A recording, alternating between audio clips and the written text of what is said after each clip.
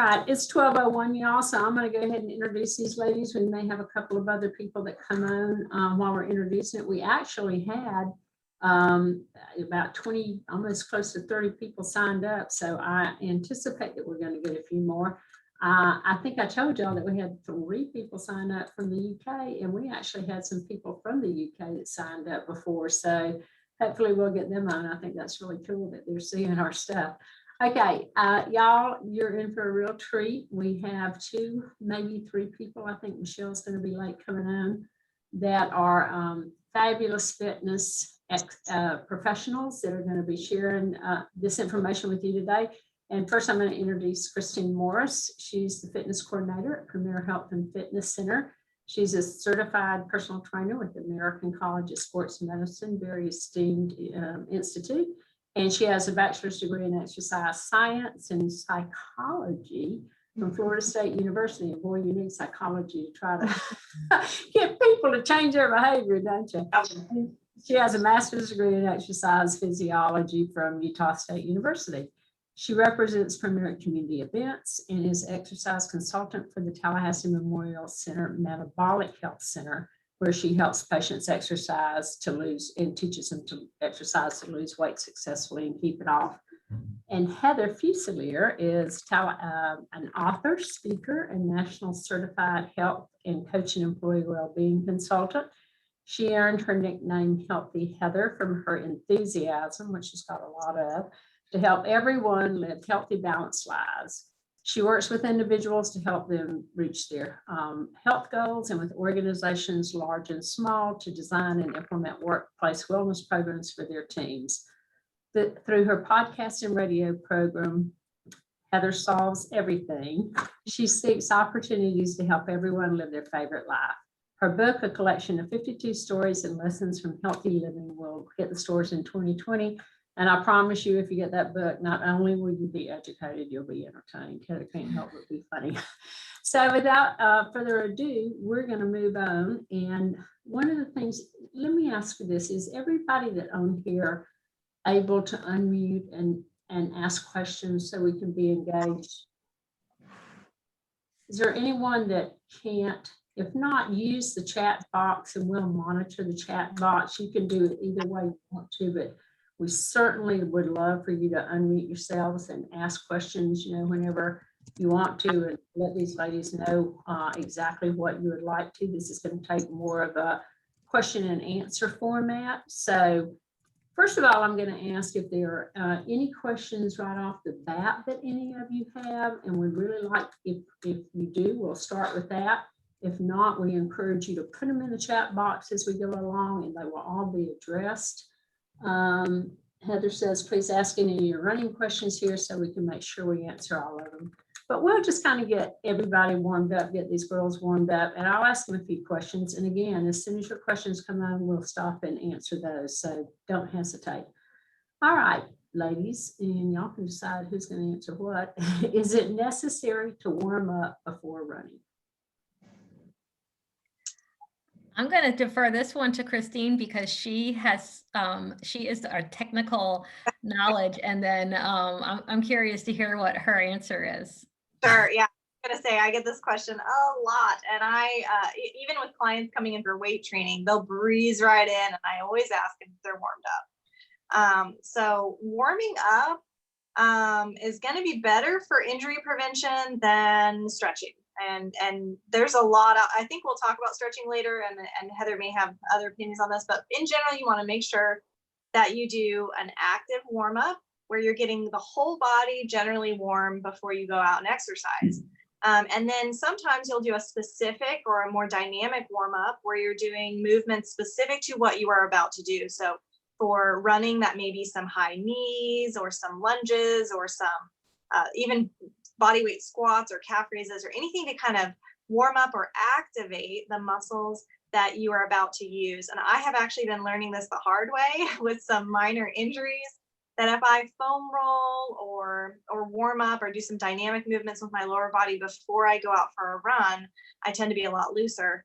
And then of course you can also do a light jog or walk before you get into heavy running. And you definitely want to do that before any hard running like sprinting. So I'm not sure if we're talking with mostly 5K runners or people who are going from walking to running or a walk jog combo. So be sure to let us know too what your starting point is so that we're addressing where you are. But in general, yes, you definitely want to warm up. And the colder it is, the more important that is. I would add to that as well that you keep in mind the type of running that you want to be doing. And I mean that for the long haul. As somebody who's been a runner for a long, long time, I am not fast and I'm not impressive, but I don't get sidelined by injury because I incorporate warm up time and cool down time in my workout time. It's really important that we not push that off to the side and that you incorporate 5 minutes on either end to really make sure that you warm up and that you then cool down. And the consequence of skipping that could be, getting injured or having overuse injuries that are going to take you out of your sport for a few weeks while you recover. And it's just not worth it. So, just incorporate that time into the total amount of time that you have reserved for your run. And then it doesn't feel as much of a chore. Mm-hmm. Yeah, I see a couple questions coming up in the chat. And I guess we'll start working on them top to bottom. So keep them coming. David asked if there's any flat paved areas in town. I love exploring areas in Tallahassee to run. I have been all over the place for trails and greenways and paved areas because I really like a mix of trail and pavement. I used to be a trail purist coming from high school cross country, and then I ended up being like a pavement purist because it was just easier when you get into marathon distances where you don't have those trip hazards. And now I like a nice blend. When it comes to flat paved areas in town, the easiest one is the St. Mark's Trail. If you park out on Woodville Highway, you've got a straight down and back. I've actually done a couple marathons out there back when the Tallahassee Marathon used to be out there. It's a little boring if you're not a big fan of out and back. I personally have no problem with that because I kind of zone out when I run. But that's the easiest place I can think of with flat paved areas. I'm trying to think, are there any other areas in town that are going to be generally flat? It depends on how much variety you want in your run, depending on where you are located in town. The northeast side, Summerbrook, and Summerbrook is hilly, but Ox Bottom has some flat areas. You end up going in some loops, but just off of Ox Bottom Manor Drive, there are little cul-de-sacs and streets where it's pretty flat. That's where I go when I want to do a flat run because I live on the northeast side. And then, St. Mark's Trail is your go-to. Southwood can be relatively flat also. But I would recommend also checking in with the Gulf Winds page on Facebook because there's people in there that run all over town. And trying to find a flat space to run that's like the goal in Tallahassee. Now, I will say the Shamrock Loop in Killearn is not bad. It's got a little gentle up and down, but not any massive hills. And Tom Brown Park, there is a paved stretch that I think back and forth is about a 5K because I've done a 5K on only the pavement there, and it's basically down and back along the paved trail there. So if that's all you're looking for, the 5K you could do there. But if you're looking for more than 5K, you'd have to hit trails probably or neighborhoods. So very good. Okay, any apps for beginners? Good question. Heather, favorite apps? There's a lot of really great Couch to 5K apps out there. Depending on your personality style, I like the Cool Runnings website for a good Couch to 5K. And another one that's really fun is the Zombie Runner app, where it kind of makes it, I thought my kids were going to love it, and it freaks them out to think that they were being chased by zombies. I thought it was going to be fun, but other people I know really enjoy it because they tell you it's kind of like a developing story that you listen to when you're running, and then like the zombies start chasing you, and that's when you run for your 5K or your Couch to 5K. And then most phones come with a good Couch to 5K app or just a running app, like Samsung Health and Apple Health are both pretty good ones that people like. And I would say moving on from that, if you're looking, now my sister did Zombie Run to start to do her first 5K and she really loved that. But I would say if you're looking for something beginner to intermediate or beyond, my favorite is the Nike Run Club Mhm. because they do have workouts. They've got treadmill workouts, they've got speed workouts, they've got recovery workouts. Some of them are very short, like 15-minute recovery run. And they coach you through it, which I love. Yes. They have a bunch of different running coaches and they'll take you from, okay, find a nice comfortable warm-up pace. This should feel real easy. So they're not giving you an exact speed to run, but they coach you through what it should feel like. And then they'll say, okay, I want you to push here, 10 more seconds. Good, now recover again. So I really love the pre-recorded workouts on Nike Run Club, and those are free. I don't like paying for apps normally, so I use that one a lot to track. Peloton also has some great workouts incorporated in it for running and beyond, and you do not have to have a Peloton in order to use the app. And some of those are live also, where you can join in with workouts that where people are exercising together at the same time in different locations. And I was surprised to learn from some of my clients, in fact, that because I don't have a Peloton, that you don't have to have one, and that there are apps, there are workouts outside of what you would expect to have on a Peloton.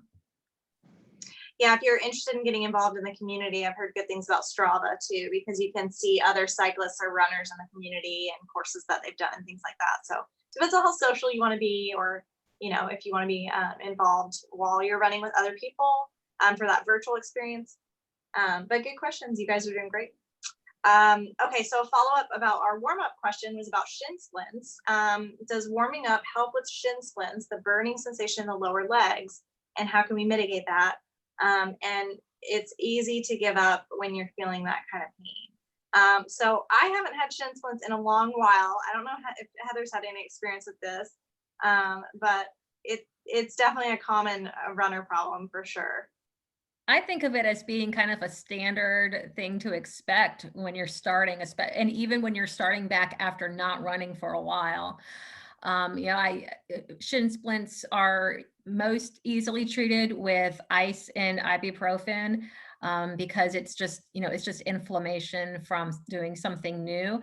But warming up, can help with, and stretching can help with shin splints, but in my experience, it's something that I end up reacting to rather than being proactive about. If you are still experiencing shin splints after about a week of getting out there and running, you might want to check out your shoes and see whether you need to get new shoes. Definitely just focusing on your pacing yourself, not going out too fast and not really pounding too hard when you're first getting into running. And then if you do have shin splints, ice, you can get a little like a Dixie cup and fill it with water, put it in the freezer, and then you can take that out and just rub it on your leg, on your shin, so that you don't have to hold the ice cube. And then you can kind of ice your leg down and take some ibuprofen, and that should help. Yeah, so a little anatomy lesson, you've got your shin bone and then you've got a muscle right behind it that gets really inflamed, and it pushes up against stuff when it gets inflamed and puffy and red and irritated. So like Heather said, after a few weeks, if it's not going away, it may be something more than just your traditional, hey, that muscle's burning because it hasn't been used in a while. That muscle should toughen up over time and be used to lifting and lowering the foot over and over again, and the impact that comes with running. So if it's not going away, stick with it. And if it doesn't go away, that may be something, look into your shoes, try to find out if you have another issue there. But one of the strengtheners that I give people for shin splints or shin strengthening, and this kind of goes into our next question, what muscles can we be working to prevent injury? So this is something that not a lot of people do. We're really good with calf raises, like the up motion on the foot, but we often don't do that toe raise where our heels stay on the ground. So if this is my foot and this is a calf raise, what I do is I put a weight on people's toes while they're sitting on a bench or a chair, and I have them try to lift that weight with their foot. And that strengthens that shin muscle because that's what's lifting the foot when we run. So shin strengtheners, as weird as that sounds, that's a muscle we don't attend to very often. That's a great one for runners. If you don't have that handy, you can use a dictionary or anything light. Just put it on one foot, and while you're watching TV, just try to lift your foot and strengthen that muscle. And you'll feel a very similar burning up the shin, and that's good. That's strengthening for that muscle. Along on that same topic of just, kind of common things that can cause pain, is plantar fasciitis. And that's going to be pain in your heel, or kind of going like in the ball of, like, not the ball of your foot, in the heel of your foot, but it could be kind of on the side or in the center. And that's very common. And it's often just from, it can be from stride, it can be from shoes.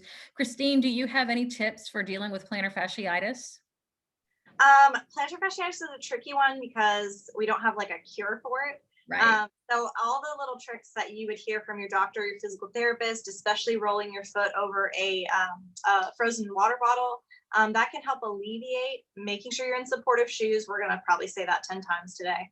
But my favorite thing for arch pain, especially, I don't have plantar fasciitis, but I do have very high arches that overpronate or collapse. And so I roll on a lacrosse ball. I got a 3-pack of lacrosse balls from Amazon for just a few dollars.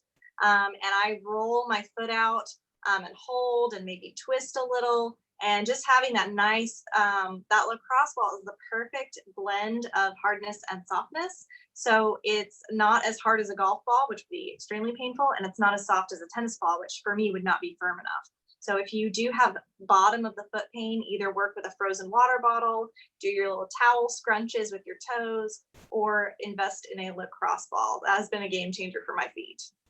And those exercises are things that you can do at your desk. There's plenty of times when I've been sitting at my desk working and I'm rolling on a water bottle, or I'm doing my picking up like a towel with your toes, just kind of helps to strengthen your foot muscles. And another area that we often don't think about, but is really important for stability when running, is ankle strength and stability and balance. If you have, I'm going to ask Christine again, since she's got the encyclopedia of exercises in her brain. But I know that at times when I have had problems with pain in my knees or pain in my hips, we remember that everything is connected. And when you're having pain in one area, it might be because there's another area that's weak, and the area that's hurting is hurting because it's compensating for the area that's weak. And so sometimes people will ask whether or not strength training is compatible with running. It absolutely is. You want to make sure you're strengthening your joints and your muscles so that they can support running. So Christine, what are your go-to exercises for ankle strength and mobility and balance? That's a great one. I think a lot of times we don't associate balance with running, but remember, when you take a step forward, your back foot is airborne for a little bit. So you are literally balancing on one leg for a moment. And then not only that, but pushing forward with momentum. So balance is key here. And not just like, can I stand on one leg static still, but can I move while balancing on one leg? So not only just practicing standing on one leg, but actually moving. So my favorite, and you may want to write this down, my favorite exercise for strengthening balance and ankles is a single leg RDL, or a single leg Romanian deadlift. And it's basically you balance on one leg and then you tilt forward, so your head to heel are horizontal and you've got one leg on the ground. So you make like a T with your body. It's also similar to Warrior 3 in yoga, if you're familiar with that. And then coming back up. So that nice hinge here is one of the things that has helped alleviate a lot of medial knee pain for me, or pain on the inside of my knee. Again, with that high arch that collapses. And again, I bet most of you here are overpronators because that's so common. You need to stabilize those glutes and hips and ankles so that you're not falling in. And so standing on one leg and trying to do this movement where you're hinging forward and backward can be really helpful for stabilizing the ankle. And I have to just add, in addition to the ankles, that my big thing for injury prevention is posterior chain. And the posterior chain is glutes, hips, low back, hamstrings. It's everything down the back side of the body, which we don't think about as runners. We're just quad happy and ab happy. We really need to work the back chain in the body. And so standing on one leg and hinging forward and lifting are great for the glutes, and you can hold on to a wall while you do this, so you can practice a traditional deadlift even with no weight or light weight. But you really want to be rocking forward and backward on those ankles, ideally on one leg. Add movement to your balance. I added a link in the chat to where you can see an example of somebody doing a single leg Romanian deadlift. And I will echo Christine, and it's literally the first one I saw. So it's not, might not be the best video in the world. But I would echo Christine with focusing on, you know, those muscles in the back.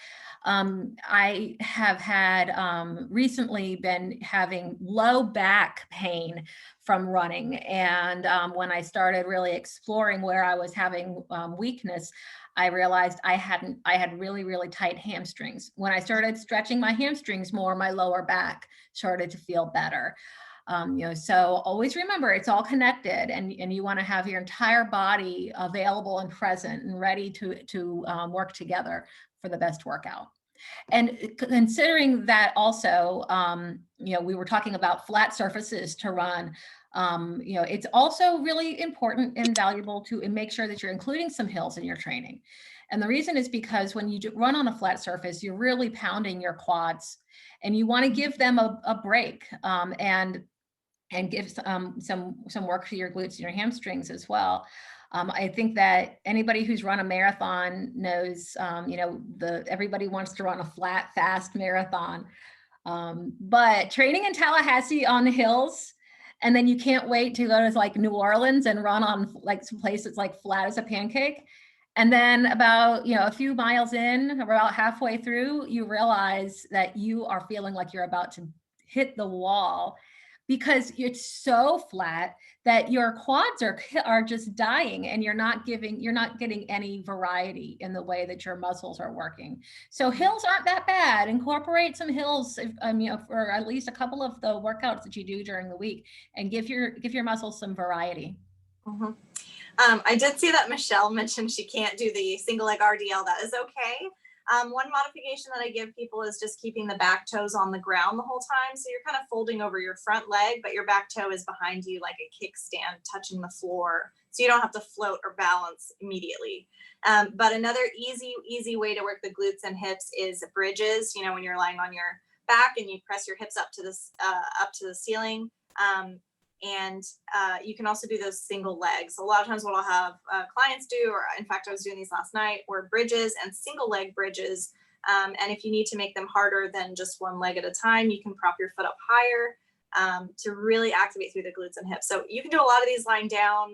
You don't have to get up and balance, although that is good for ankles. Eventually, I would hope that you're incorporating some balance work in there. There are always variations that are still going to strengthen the muscles in the posterior chain that won't require too much finesse or choreography, as I like to call it. So don't worry. Thank you, Yeah, Christine. Before we get to the question about alternating, I don't want to forget, Kiwanis asked just above here how often we should practice running. So this is going to depend on the runner and depend on the training program. But Heather, how often do you run? Oh, I'm not a very good example because I don't follow the rules very well. I run more than I should. Ideally, I would like to be running 5 days a week. But that's when I'm training for something, you know. I also, you know, this is going to spill into the next question about cross training. I try to have a variety of running and walking and strength training and doing other things. When it comes to running, my minimum is I want to get out there running 4 times a week. It's my main sport. I'm usually training for something, and it's such a mental health thing for me. If I don't get some movement and some running in my day, I really I miss it. But I don't go out for a hard run every time. I have a variety of runs in the week. So if I have my typical 4 to 5 day a week of running, you know, one of those is going to be a slow recovery run where I'm running maybe a few miles at an easy pace, conversational. I'm going to have at least one tempo run, and that's where I'm really kind of pushing myself to keep at a pace. I'm looking at my watch more often.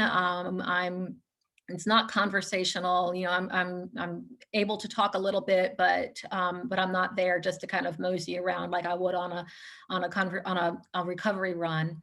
I'll probably do a little bit of speed work at least one time, where, you know, I might be out for a run, and then I'll incorporate some short sprints where I'm just working on building speed. And then I'll have a long run, which depending on what you're training for, that distance is relative. For me, I like to run marathons. So a long run is like 15, 17 miles.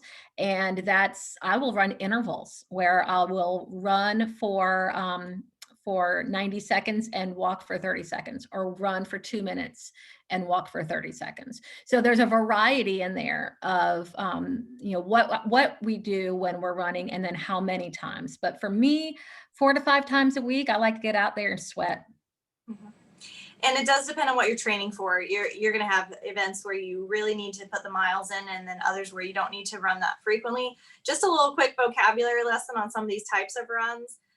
Interval training is normally periods of fast and slow, generally generally with breaks. And fartlek training or tempo runs have faster periods built into the run, but you generally don't stop. So they're already built in. Fartlek training basically means intervals at varying distances. I think it's Swedish. And it means you speed up, slow down, but you're still running the whole time. Tempo run, normally the middle chunk of your run is done at like race pace. And then you have like warm up and cool down periods, but it's all one continuous run. Walk running, or the Galloway method, if you guys are familiar with that, is normally like walk run ratios that will get you to where you need to go. So I agree with Heather, variety is your best friend, especially for injury prevention, which it seems like you guys kind of have on the brain. You don't want to overdo too much of a good thing, right? You don't want those overuse injuries. So normally if I'm helping someone train for a race, I tell them, look, you need to make sure you have your long run built into your week. You need to make sure you have some speed work built into your week, and everything else is an accessory to that. So you could alternate a speed interval day and a long run, and then the next week do a tempo run and a long run. And you could only run twice a week and still be training in other ways for what you're trying to accomplish. And again, I used to be a purist, like 6 or 7 days a week, or you're not a runner kind of thing, which I was so naive back then. I've done 6 marathons, and most of them were, when I was in my 20s. And when my first marathon, I was 19. I had no clue what I was doing. I was really training off the cuff. I was not fueling properly. I was not cross training properly. And the older I get, the more I realize that variety is my best friend to strengthen those weaker muscles, to reduce those injuries, and to enjoy my runs more, because I'm more fit all around in order to get out the door. I'm not just running. So strength training has been a good friend to me, and recovery and foam rolling and things like that. So I run 3 or 4 times a week, normally 3. And right now my mileage is pretty short. Again, just coming back from some tricky areas. But I'm probably not going to continue doing marathons. I may have retired that distance for myself. But when I'm marathon training, I may be running 4 or 5 times. And I always have that long run built in. And my cross training takes a little bit of a back burner during those really long weeks. Yeah, we should have a panel discussion on stupid things we've done while running. Right. Or things we used to think we had to do. When we talk about the long run, that is a relative term. If you are a beginner and you're training for your first 5K, your long run might be 2 miles, and that's, it's all relative to the distance that you're training for and where you're starting. When I'm working with somebody who's just starting out with running, I really recommend 2 to 3 days a week of getting out there and running, and of intentionally working on, whether it's mailbox to mailbox. I'm going to run 1 mailbox and walk a mailbox. I'm going to run 2 mailboxes. That's how I started as a runner. I mean, I was a non-athletic, dorky kid with asthma, and I wanted to run, and I felt like I wanted to be a runner, and I decided to try it, and I went from mailbox to mailbox, literally, until I could get 2 mailboxes and 3 mailboxes. And so, we all start where we start. And so, really just focus on consistency and, intentional effort, really showing up and being present in your workout and putting the energy in that you want to be. And then don't worry so much about how fast you're going or how far you went. Just keep showing up 2 or 3 times a week at least, and do your best and have fun. Mm-hmm. Yeah, and I see someone's asked how many how many days is safe to begin with for a beginner. I do try to alternate, going back to that cross training, I do try to run about every other day instead of all my runs 4 days in a row and then 3 days off, because I like to get that lower impact variety on the elliptical or the rower or a cycling class built in. And generally, when you're increasing in mileage, the rule of thumb is don't increase by more than 10% a week. So if you're running 15 miles a week, don't do more than 16.5 the next week. If you're nowhere near, 10, 15 miles a week, start with a mile a day or a mile in a session or a 20 to 30 minute workout. So it depends on how you're measuring, if you're doing minutes or miles, but you want to be generally conservative with how much you're doing in any given workout before you start adding on more time, more minutes, or more miles. And I do recommend alternating days and not running on consecutive days so you have that nice recovery, again, to just kind of mitigate those injuries or aches and pains that may creep in. Running is not inherently injurious. It's not going to injure you if you're doing it properly and you're respecting your current fitness level. So I do want to clear that up. You're not just going to get injured running, but you do need to be careful, not taking on too much at a time. For sure. And one of the workouts that we talked about briefly, interval training, periods of fast and slow. One of the workouts I give people for 5K training is 3 by 1 or 3 times 1 mile. So instead of going out and saying, okay, I'm going to run 3 miles all in a row, what I'll have people do is say, do a mile at your race pace, then take a break, grab some water, then do another mile at your race pace, take a break, grab some water, do another mile, take a break, grab some water. And that workout can take a little bit longer, but you really get to practice 1 mile at a time, and then you try to start stringing those together. So even if your fast is not super fast, or your interval is quite a long interval, it doesn't mean you have to be doing in 30-second, 60-second sprints the entire time or feel like you're sprinting. You can break your race goal up into pieces and try to tackle it a little at a time. And those breaks are really helpful too, as you're just getting into that endurance factor. Okay. How can I avoid leg and foot cramps after workouts? Any tips? Ooh, it depends on why you're getting them. Mm-hmm. I do get a lot of questions about leg cramps. The first 3 culprits for leg cramps, especially that Charlie horse in the middle of the night, generally has to do with potassium, magnesium, or water. Mm-hmm. So it's often your potassium is out of balance. So this is probably more science than you want, but you have a sodium potassium pump in your body that regulates. Sodium and potassium have charges, electrical charges. So this is literally like an electricity issue in your body.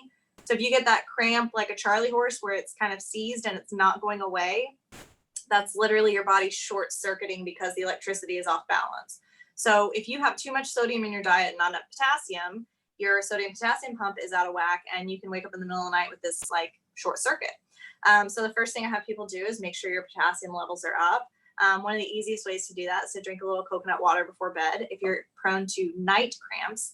And this would include after a run if you're dehydrated, or your potassium, your electrolytes. Sodium and potassium are electrolytes. So if your electrolytes are low because you sweated them all out, you can get that short circuiting. If you're literally talking about like that seizing kind of cramp. Check your potassium, check your magnesium, be careful on the magnesium, and check your water levels, make sure you're hydrated. So middle of the night cramps, especially post-workout, often have to do with hydration and electrolytes. Especially as we start getting into the summer and we're sweating so much, hydration is so important, and those electrolytes. And, it's sometimes we feel like, when it's cold outside, we don't need to drink as much water because we're not sweating. No, you still need to drink all of the water. Yeah, and that's if that's the issue causing your leg and foot cramps. I do have some people I have to refer to their doctor for because I have no idea why they're getting cramps, and they've checked all their little levels and things that we know that they can do. If it's foot cramps, again, if like the muscles in the feet are kind of angry, hit that lacrosse ball, roll those feet out, massage the feet after a run. Sometimes I'll sit down at night and just kind of, knead my feet out a little because they're just a little tense. And foam rolling and stretching and all those nice recovery processes can help reduce that as well, and just make the muscles there a little happier. So just experiment. If those things don't solve it, you may want to just ask your doctor, hey, why am I getting this? Sometimes it's a medication or a medical issue that's kind of beyond us. Good post-run snacks for recovery. This is a great question because we love those post-run snacks. In general, you just want to make sure you have a nice protein to carb ratio. Roughly 3 to 1 carb to protein, I think is what they recommend for recovery. If you've ever heard about the chocolate milk study, they did an actual research study on chocolate milk and found that it performed better than recovery drinks, like fitness drinks, for recovery, because the ratio is just ideal. My dad and I always take chocolate milk in a cooler when we go do a long run or a race. After a marathon, that thing is like gold. I have never tasted something so good as a bottle of chocolate milk. In fact, when I finished the Salt Lake Marathon, before I had even come to a stop, dead from the altitude, it was such a tough marathon. And before I'd even stopped, I had 2 chocolate milks in my hand from the finish line. And I'm like, where did these come from? But it was just delicious and amazing. And it actually is a wonderful recovery. If that's got too much sugar in it for you, just make sure you've got a nice protein to carb ratio. So I always tell people, like apples with peanut butter or yogurt with fruit, things like that, that are going to give you that nice balance. You really do need to recover with good nutrition. You don't want to starve yourself after a run. That's just going to beat your body up even more. Christine, can I ask you about, you said check your potassium levels. How do you check your potassium levels short of getting a blood test? No, like if you're tracking on MyFitnessPal, you can see if you're getting enough potassium. If you're not tracking, you may want to track for a few days and see if the foods that you are eating are containing enough potassium, especially compared to your sodium. So you would just need to log your food, because anything you log is going to give you your micronutrients, right? So we track macros all the time, but micronutrients like sodium and potassium are also important. So if you're not tracking, it'd be really hard to tell, but you can also just look at your food labels and maybe total your potassium for the day if you don't want to track every single thing you're eating, and just see if it's meeting your recommended daily allowance or how it compares to your sodium. That's a great follow-up question. Thank you. I just popped away for a sec to grab a couple of things that I use personally. I like to use Noon. I don't know if you can see it. They're little tablets that you can put into your water, and it's going to help replace, it's kind of like Alka-Seltzer, and it'll help replace some of those electrolytes. And the reason why I like it is because it doesn't have added sugar in it, and it'll just help with replacing that. It's especially important in the summer. And then I like these RX bars. I get these at Target. They have them at Trader Joe's, Publix, wherever you shop. I like these because of the simple ingredients, and it's a nice combination of protein, fat, and carbohydrate. And so this is another easy thing to have in your bag. Michelle says that she knows people who drink a lot of pickle juice.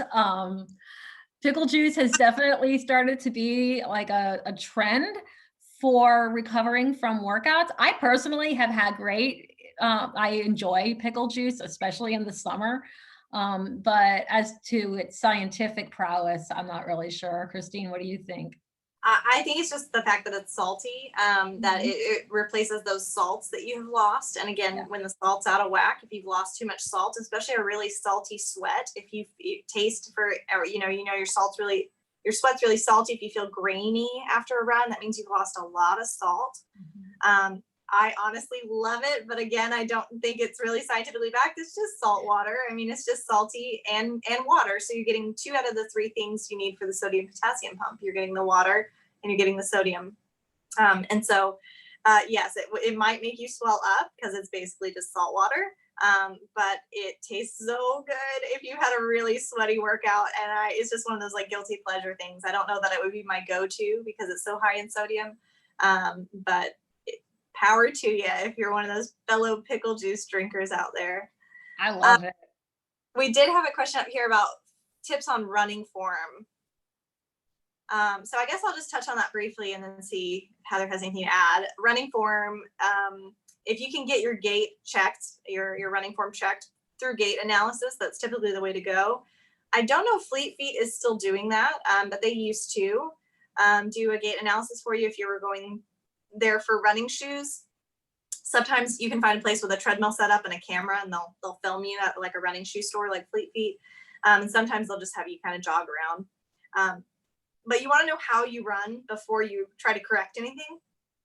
And in general, your body's going to be really intuitive about your form. So I often try not to make any drastic changes to someone's form unless it sounds really or looks really painful to me. Like I'm like, okay, I know that that is, you know, slapping really, really heavy impact. Like if I can hear them on the treadmill, they're just thud, thud, thud, thud.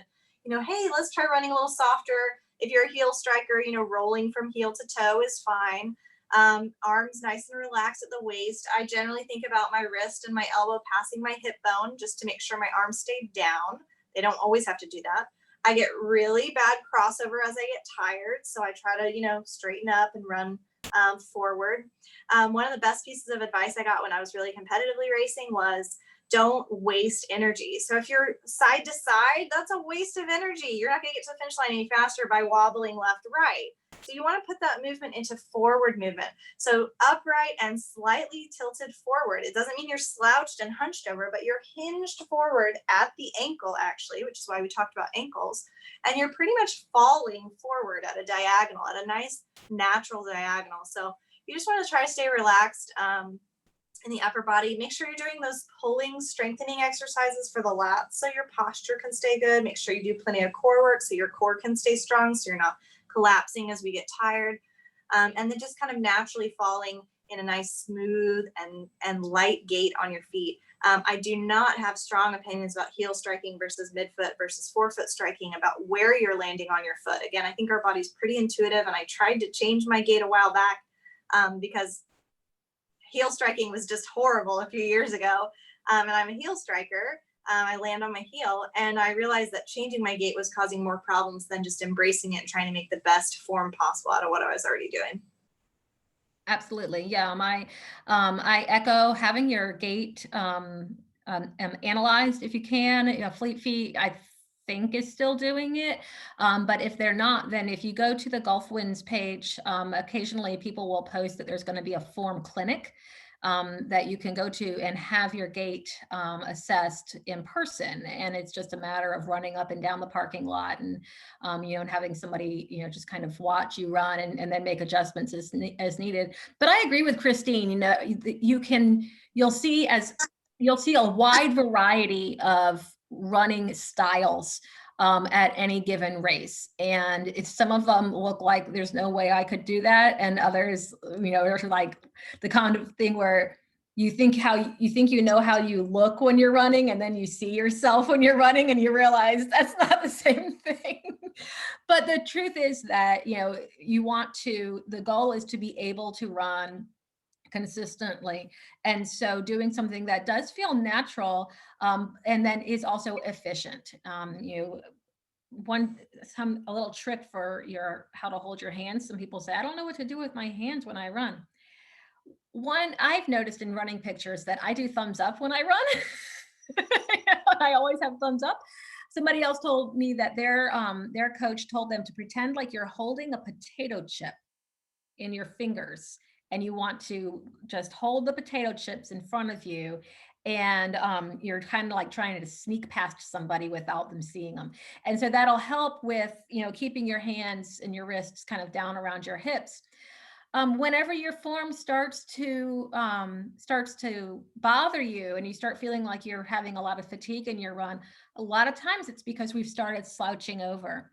I have a friend that says, ride the broom, and she imagines having a broomstick that she's putting her arms around. And I also will roll my shoulders back, tuck in your core, tuck your hips under, and just make sure that you're supporting everything.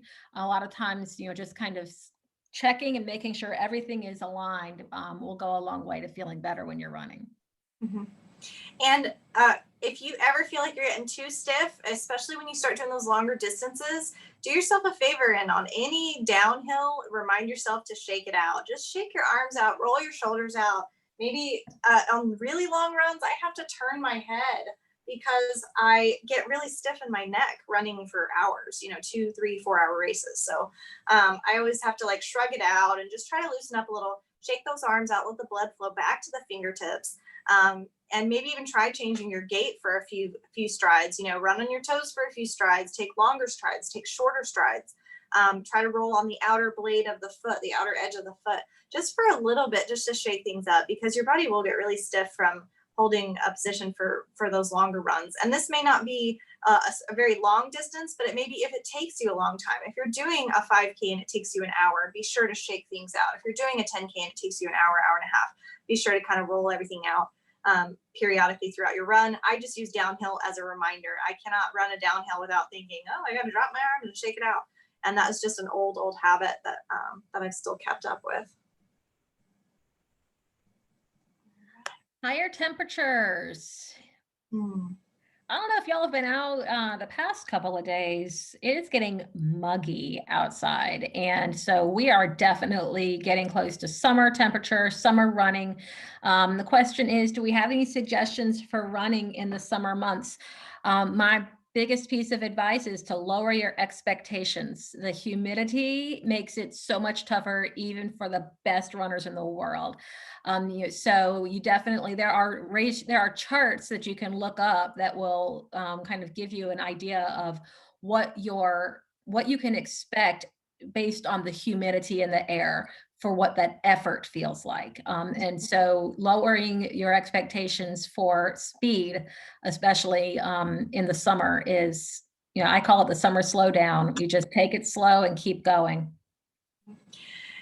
Yeah, it's I find I'm more heat sensitive every year. It seems like every summer feels a little hotter to me, and I'm like, how did we do this in high school with practice, at 3 p.m. every afternoon?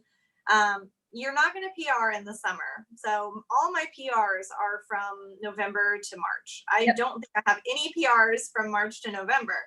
But my biggest piece of advice is do your speed work on a treadmill. Get in the air conditioning so you can keep your pace up.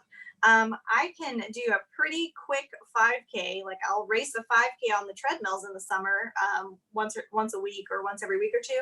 And I find that my speed is still pretty good in the air conditioning, and that helps me practice. I have noticed that directly affects how I go out and run my 5K practice run on a Saturday morning outside. So I do my speed interval work and sometimes my race or, like time trials on treadmills so that I can get that turnover on my legs. If you can find access to a treadmill in the summer, that really helps you preserve your speed or your pace. And then that can directly correlate to you actually running faster outside. And of course, get out early. I don't know how people do it in the afternoons in the summer. If you are an afternoon runner, that is going to affect your pace even more because all that mugginess and all that heat rising off the pavement, you're just going to absorb even more of that. So I'm definitely a morning runner, especially in the summer. Okay. How do you keep yourself motivated? You have any suggestions, Christine? Yeah, I was gonna say motivation. This seems like definitely in your wheelhouse. But I do work with motivation regularly with my clients. They again, for any kind of workout, they're asking me how to stay motivated. It doesn't work if you don't have a goal, and I think Heather talked about this in her webinar a few weeks ago, which we have on YouTube and on our website. But goal setting. Know what you're training for. And honestly, one of the hardest things I have is when people come to me and they say they want to run a 5K, a half marathon or a marathon, and they want to lose weight. Mm-hmm. Training for an endurance event and weight loss are different goals. And a lot of times people think, oh, if I run, a marathon, I'm gonna lose weight. Those are not necessarily in the same boat. And I always use the example when I run marathons, they take me about 4 hours, a little over, and I don't lose a pound, and I'm literally burning thousands of calories, but that is because I've trained for it and I have tried to get my body to adapt to endure that event. And trying to get your body to adapt to endure is different than trying to stimulate it to burn more calories. That's actually almost opposite, right? So you're trying to get it to level off so you can run steady versus trying to kind of shock the body and give it all this HIIT training and stuff like that that's going to help you burn more calories. Basically an unadaptable workout, something you cannot adapt to. So it's going to be less efficient. So you're going to burn more calories. It requires more work versus distance running, which is all about efficiency and trying to run more. So know what your goal is. I'm not saying it's impossible to do both at the same time. but you need to train with both of those in mind. So if I have someone that's training for a race and a weight loss goal, I'll often have them kind of interweave their goals. So they'll do like a weight loss focused workout and a running focused workout, a weight loss and a running. So your long day, for example, is not a weight loss workout. Running slow and steady does not work. And the example that I used for that for weight loss is like the walking and jogging craze from the 80s did nothing to solve the obesity epidemic in the country. If walking for an hour or jogging for an hour solved all our weight loss woes, going slow and steady, we would have knocked that out with the aerobics craze in the 80s from, now we're 40 years from that. So I always use that as an example, like slow and steady is totally different than HIIT training, interval training, and getting that heart rate up, boosting that metabolism, and basically being inefficient on purpose. Absolutely. Absolutely. They are different goals. And I have the same conversation a lot, Christine. I would say, a way to keep yourself motivated is to just be really clear with yourself about what the purpose of exercise is for you right now. And whether you're exercising for energy or for stress relief or for mental health, whether it's for socializing, camaraderie with friends, whether it's a personal, I'm going to do this because I've decided I want to. Is it for weight loss? Is it for disease management? What is the reason why you're exercising and what's the purpose of it in your life?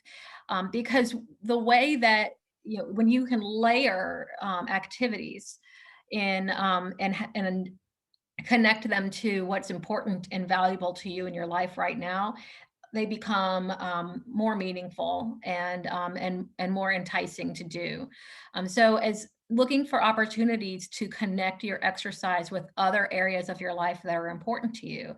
And so when you think about what your priorities are in life, and then asking, how can I connect exercise to this? It helps to keep you motivated because you get dual feedback. You get positive feedback from multiple areas of your life at the same time. And that makes exercise really rewarding. When you get to a lot of my clients, they're working on getting healthier because grandchildren are on the way or grandchildren have arrived. I've never seen anything change somebody's life like a grandchild. Somebody who has had no interest in taking care of themselves for years, suddenly the light, the switch is flipped when they find out there's a grandchild on the way. And so that's a really great example of connecting your motivation to something that's important to you in the bigger picture of your life. So anytime that you can layer your exercise with your friends, with your family, with your favorite podcast, with your other hobbies, and having that time be connected to other areas of your life that are important to you, will make it more motivating. And then, Michelle says she looks in the mirror. There's no bones about it. Exercise gives you energy inside and out. And when you have, if you take a picture of yourself before exercise, and I'm not talking about your weight and I'm not talking about your muscles, I'm talking about you. You take a picture of yourself when you're living in a sedentary lifestyle and you're not getting exercise and you're not really getting out there and getting your blood pumping and getting everything moving. And then give yourself a few weeks of regular exercise and take another picture and look to see where the smile is, where the glow is, where the energy is, how your eyes look. It's going to perk you up. And sometimes that visual is a nice motivator of, wow, look at the difference. And, exercise will absolutely do that. Your body likes it. Your body wants to get up and move around. So it rewards you. And from a practical standpoint too, it's always important to know your why and to set goals. For this group, to stay motivated, sign up for your next event. Yeah. It doesn't matter what it is, just go sign up for something. It could be 6 months from now, a year from now. It could be a virtual event. Right now with COVID, we don't have a lot of in-person events, although we have a few out there. But sign up for something. I just participated in a 42-mile challenge for April for a charity, Lauren's Kids. And there are always charity virtual events going on and things like that. And whenever I had a client that came in, first her goal was weight loss before her wedding. Then she wanted to run her first 5K. Then she wanted to do her first 10K. Then she wanted to do her first half marathon. Then she wanted to do her first her first triathlon. So she always had a goal. And anytime she would get done with a race, she'd get that like ennui, afterwards, where she, and I know you guys have felt like this, like, okay, I hit my goal, like what, you hit your weight loss goal or you hit your event, now what? And so I always told her, find something different. What's your new dream? What's your new goal? And I felt that way after I hit a goal time on a marathon. It was actually my last one. And I was like, okay, I hit it. I don't know if I want to do this anymore. I hit my goal. What is my new goal? And started training differently. And strength became a bigger goal of mine and things like that. So sign up for something today. If you are a motivation person, you may not think that will play a big part, but I promise you having something on the calendar will keep you motivated, and make sure it's far enough out that you have enough time to train for it. But there's so many things out there that you can do, and having that on the calendar is a huge motivator for most of my runners. Just having a reason to run, like why are you going out there every morning? If you don't have a reason to run, it is hard to talk yourself into running sometimes. And I'm not gonna lie, and this is from someone who loves it. It can be hard if there's no purpose to it, or you don't know what kind of run you're doing. If you're not using an app and you don't know what am I going to do today, and you just kind of wander out there and start jogging, it's good to kind of have a program. If you need help with that, you can always reach out to someone like me or Heather. But like we said, there's a lot of free apps out there, like a Couch to 5K, where like, here's the workout for the day. Okay, you're going to do 3 1-mile repeats with 5 minutes of rest in between, and then you're done for the day and you accomplished it. And that sense of accomplishment is what brings that smile and that healthy glow, that sweaty, healthy glow that we love so much. So definitely get something on the books, on the horizon that you can work towards, and you'll be motivated to hit it. I agree. Christine and Heather, we're almost out of time. On the questions that we kind of had talked about covering, there's just 2 things I think that haven't been included. One was on when's the best time to stretch, before, during, and after, and what's the best thing to eat after running. Those 2. If you got, I know we're at 2 minutes. I think people can hang on for maybe another 5 if y'all want to address those 2 quickly. Well, we talked about warm up. your post workouts, your recovery recovery snack, sorry, being a good combination of protein and carbohydrate. And we suggested apples with peanut butter, banana with peanut butter, some type of a bar that includes like fruits and nuts are always going to be a good combination for post-workout. What do you think, Christine? Yeah, I feel like we touched on the post-workout snacks pretty good. If in general, I thought that was pre-workout that y'all were talking about before. No, that was post. Actually, you can do the same kind of ratio for pre. I don't normally have people that have issues with that, but pre-workout, you want to kind of experiment with timing, especially as a runner and especially getting ready for a race. You want to know, how early do you need to wake up? When do you need to start fueling? When do you need to start hydrating? Or what do you need to drink? Juice, Gatorade, water, that kind of stuff. And when you're going to time that and your restroom break before your race. And so that'll be a little different for everybody. But for most people, for workouts, it's 30 to 45 minutes before a light snack, 90 minutes to 2 hours before is a full meal, or a small meal, and then 3 to 4 hours would be like a large meal. Just depending on if you're a morning or afternoon exerciser. Yeah. So pre-workout, I don't recommend a fasted cardio. That's very popular right now. That doesn't work for most people. There would have to be a reason for me to recommend that. And of course, be careful if you have diabetes or pre-diabetes or things like that. You don't want to get dizzy or lightheaded when you're outside exercising. But in the mornings, especially early morning, I normally just recommend a bite of something, to get the metabolism kind of kick started. You don't need like a full meal at 6 a.m. before you go out for a run. That would feel horrible. So experiment with what feels good on your stomach and how far back. Okay, so pre and post. And then I know you talked about warming up. We didn't talk about actual stretching, did we? No, we just touched on it. We said that warming up was more important than stretching for injury. Right, but isn't it good to stretch at some point? I think that stretching is important. I agree that warming up is more important than stretching. I like to incorporate stretching into an actual recovery workout and doing a stretching session. And I really like Fitness Blender as a website for, I'm going to type it in here.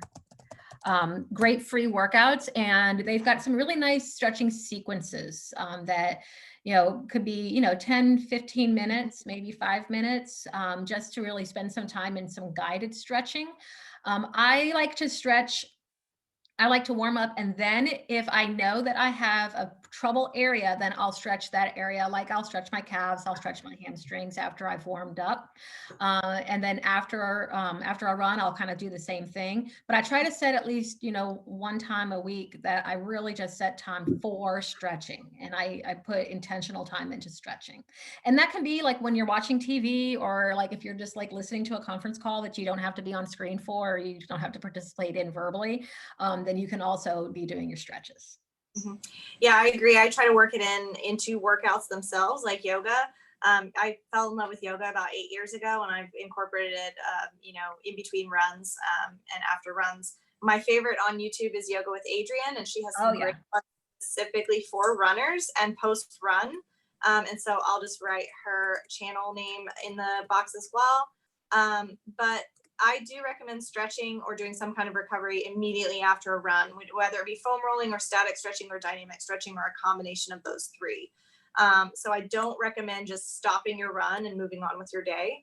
But I would recommend, even if it's just 5 minutes afterwards, to go ahead and stretch a little. And then if you have a more full workout time where you can address yoga or stretching or things like that, then that would be a good combo as well. I'm just going to write I think she's got a couple videos specifically for runners. Yeah, she does, and they're great. Yeah, I love her. So yeah, just making sure you take time to recover. So in general, stretching after is where you get the flexibility benefit. I always tell people your stretching after your workout is like investing in your flexibility for the next day or the next run. It's not like you're going to stretch it out and then go out for a run and be all limber. So they've kind of debunked that whole stretch before, but I agree with Heather. If you have tricky areas or things that are tight, or things that you need to kind of work out, try mostly dynamic stretches and maybe a couple light static stretches before you start exercise as well. All right. Well, I certainly have learned a lot. I hate running. I've never run, and I certainly am not going to do it at this point in my life. But it was nice to learn all that stuff. And does anybody have any of the last minute questions for Heather or for Christine? I think they covered just about everything that could be covered, and y'all did a great job of doing that in 1 hour. I'm very impressed. So if anyone wants to say anything, thank these ladies for a great job. We appreciate it. What a great way to end the 12 weeks of wellness with Working Well. And again, y'all, all of the ones that we've done for the last 12 weeks are recorded on workingwelltoday.org under What We Do Community Initiatives. And I absolutely, recommend that you go and look at the titles of them. We did one on Sugar Busters, Heather did one on motivation. Christine did one on their own. What was the title of yours, Christine? It was weight loss, exercise and weight loss. Yeah, they're excellent. There's so many of them that are so good. So anyway, I hate running, but it seems to get the fastest results, Michelle. Anyway, if there's nothing else, thank y'all so much. Please continue to pay attention to what we're doing. We'll continue to do this. If you're in a workplace and you want us to come out, now that as soon as COVID allows people to go back, our board members will go out on site to your workplaces and do some of these sessions for you. So keep us in mind, email either of the three of us if you have any questions or any suggestions on others to do. And thank y'all so much. Stay healthy. Thank you. Thanks for the great questions. Yeah, Yep, thanks thank you. again, Heather and Christine. Great job. Bye. Bye, guys. Bye.